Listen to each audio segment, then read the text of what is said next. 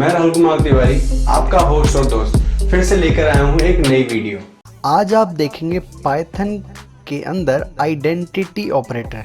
दोस्तों, identity operator की बात करें तो आइडेंटिटी ऑपरेटर दो ही हैं पाइथन में, इज़ एंड इज़ नॉट।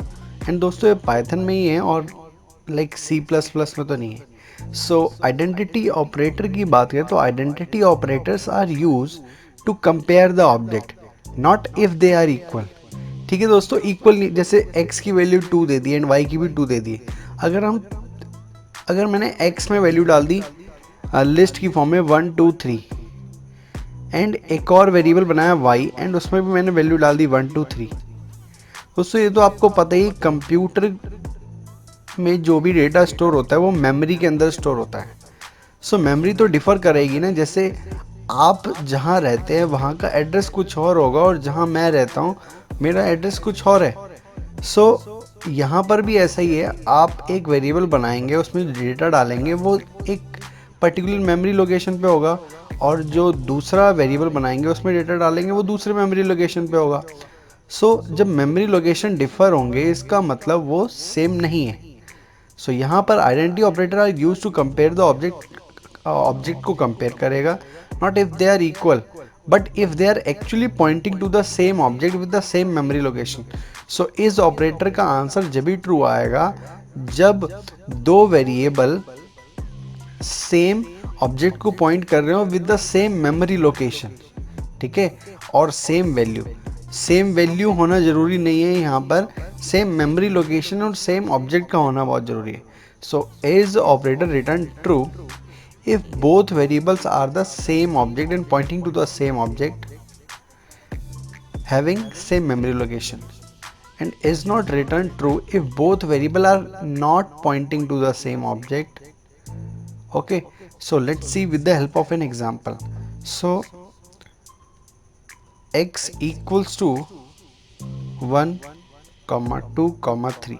सो यहाँ पर मैंने x की वैल्यू दी है 1 2 3 लिस्ट की फॉर्म में, और मैं y की वैल्यू दे रहा हूँ 1 2 3। सो यहाँ से हमें पता लगा कि x और y दोनों इक्वल हैं। दोस्तों, x और y दोनों इक्वल हैं, बट इस ऑपरेटर का जब हम यूज़ करेंगे सो इसका आंसर आएगा फॉल्स।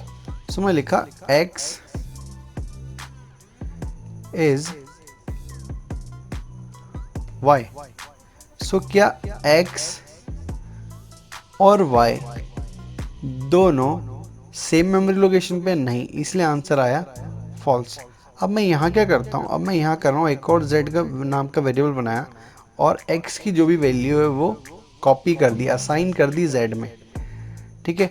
अब अगर मैं यहाँ पर देखना चाहता हूँ कि z इज y, सो दोस्तों अभी भी फॉल्स ही आएगा। और अगर मैं देखना चाहूँ z इज x, सो अब आंसर हमारा ट्रू आएगा।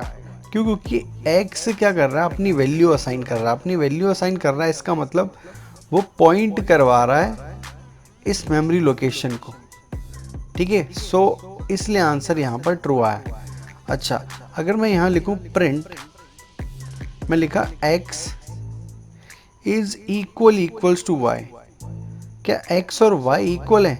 सो दोस्तों इसका अब आंसर ट्रू आएगा, क्योंकि हाँ x और y इक्वल है। यहाँ मेमोरी लोकेशन की बात नहीं हो रही, यहाँ बात हो रही है कंटेंट की। जब हम डबल इक्वल लगाते तो बात होती है कंटेंट की, और जब हम इज ऑपरेटर लगाते तो बात होती है मेमोरी लोकेशन की और उस ऑब्जेक्ट की जिस ऑब्जेक्ट को वो वेरिएबल पॉइंट कर रहा है, ठीक है दोस्तों। सो आपको एज ऑपरेटर पता लगा होगा क्या होता है। सो मैं लिखा z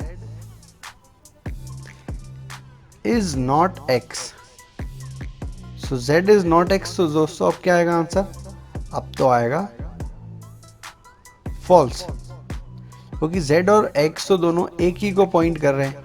अच्छा, अगर मैं यहाँ पे लिखूँ z इज नॉट y, सो अब आंसर आएगा हमारा ट्रू। क्यों? क्योंकि z और y दोनों एक मेमोरी लोकेशन को पॉइंट नहीं कर रहे, ये बात सही है। और अगर z इज नॉट